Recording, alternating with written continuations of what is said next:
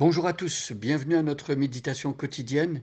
Depuis hier, nous avons commencé une nouvelle série de méditations dans le livre des psaumes qui compte 150 psaumes, toutes sortes de psaumes.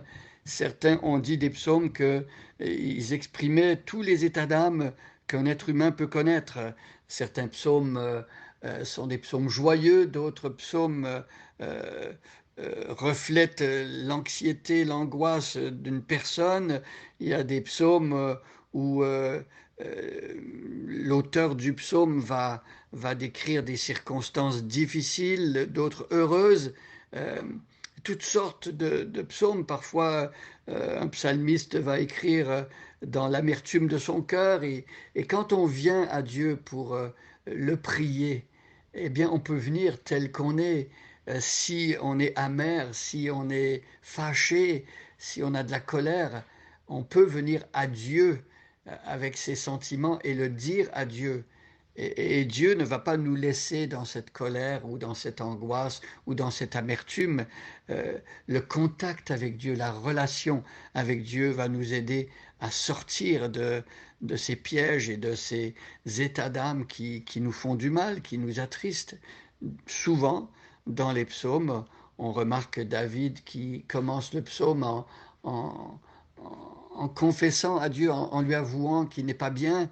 Et au fil de cette conversation avec Dieu, de cette relation avec Dieu, la fin des psaumes nous montre un David qui est rempli de joie parce que Dieu, dans la relation avec lui et dans le temps de prière que David passe avec son Seigneur, Dieu change son cœur. Dieu ramène la paix ou la joie ou l'assurance. Alors nous allons lire le psaume 30 et aujourd'hui nous allons nous arrêter au verset 2. Psaume, cantique pour la dédicace de la maison de David. Je t'exalte, ô Éternel, car tu m'as relevé. Tu n'as pas voulu que mes ennemis se réjouissent à mon sujet. Éternel mon Dieu, j'ai crié à toi et tu m'as guéri. Éternel, tu as fait remonter mon âme du séjour des morts. Tu m'as fait revivre loin de ceux qui descendent dans la fosse. Chantez à l'Éternel, vous qui l'aimez. Célébrez par vos louanges sa sainteté. Car sa colère dure un instant, mais sa grâce toute la vie. Le soir arrivent les pleurs, et le matin l'allégresse. Je disais dans ma sécurité, je ne chancellerai jamais. Éternel, par ta grâce, tu avais affermi ma montagne, tu cachas ta face, et je fus troublé. Éternel, j'ai crié à toi. J'ai imploré l'Éternel. Que gagnes-tu à verser mon sang, à me faire descendre dans la fosse? La poussière a-t-elle pour toi des louanges? Raconte-t-elle ta fidélité? Écoute, Éternel, aie pitié de moi. Éternel, secours-moi. Et tu as changé mes lamentations en allégresse. Tu as délié mon sac et tu m'as ceint de joie, afin que mon cœur te chante et ne soit pas muet. Éternel mon Dieu, je te louerai toujours. Quelle belle prière! Alors, hier, nous avions vu l'introduction. Nous avions vu que David voulait exalter le nom de l'Éternel, son Dieu. Pourquoi? Parce que Dieu l'avait relevé, Dieu l'avait délivré, Dieu était intervenu. Dans la détresse, David avait invoqué le nom du Seigneur et Dieu avait agi. Mes amis, si vous vous trouvez dans une situation de difficulté, pourquoi ne pas faire comme David aujourd'hui? Simplement se tourner vers Dieu, crier à lui, lui dire sa détresse et s'attendre à sa délivrance. Dieu délivre. Dieu nous a délivrés combien de fois? Il nous a délivrés d'une manière encore plus fondamentale en nous sauvant de l'enfer, du péché et de la mort. Alors, la deuxième partie du verset 1, on avait vu aussi que Dieu avait fait cela parce qu'il aimait David. Dieu ne veut pas le malheur du pécheur, Dieu veut l'instruire, le transformer. Et Dieu n'avait pas voulu que les ennemis de David aient raison de lui et même se réjouissent à son sujet. Dieu avait pris la défense de son enfant. Alors aujourd'hui, nous voyons le verset 2, Éternel mon Dieu. Voyez à quel point lorsque David parle de Dieu, il en parle de son Dieu à lui, il en parle d'une manière personnelle. Le Dieu que David adore n'est pas un Dieu générique, un Dieu lointain, un Dieu inconnu. Éternel, mon Dieu. Il parle d'un Dieu qu'il connaît, avec qui il a une intimité. C'est comme cela que Dieu veut entrer en relation avec nous.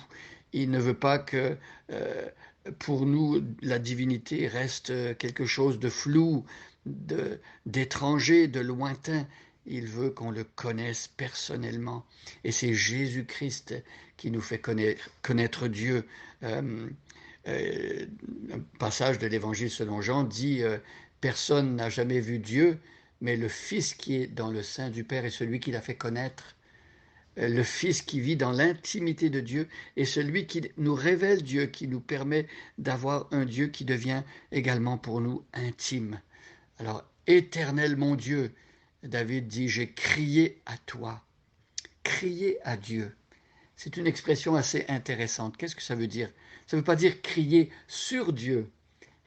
Ça veut dire crier à Dieu. Ça veut dire un peu comme quand quelqu'un tombe dans l'eau au milieu de l'océan Atlantique et qu'il est tout seul et que sa vie est menacée. Eh bien, qu'est-ce qu'il fait? Il crie au secours. Il crie, il fait entendre sa voix. Parfois, quand on prie, on peut même prier à haute voix et crier à Dieu sa détresse. Pas parce que Dieu est sourd et qu'il ne pourrait pas entendre autrement, mais le fait de crier exprime l'urgence, le sérieux de l'affaire. Nous sommes sérieux quand nous demandons à Dieu de nous aider. C'est un vrai besoin pour nous. Et Dieu veut qu'on soit vrai avec lui. Et il veut qu'on crie, qu'on apprenne à crier à Dieu. J'ai crié à toi. David a crié, David a dit, voilà, j'ai des ennemis, ils s'attroupent contre moi, ils veulent ma peau, ils veulent me faire mourir. Seigneur, fais quelque chose pour moi, interviens en ma faveur, aie pitié de moi, s'il te plaît. Et le texte dit, et tu m'as guéri. Est-ce qu'il y avait une maladie physique qui était liée à la situation de David? Peut-être, peut-être. Mais David n'a pas eu peur de faire connaître à Dieu même ce besoin-là sur le plan physique.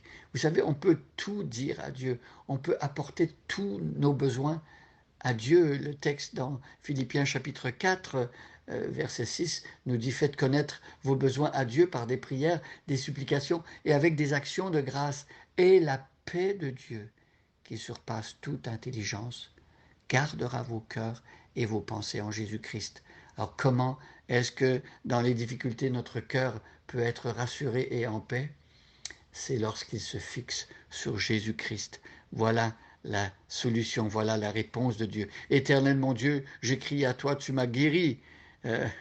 Le Seigneur nous guérit premièrement de nos blessures profondes dans le domaine spirituel, mais il guérit aussi physiquement.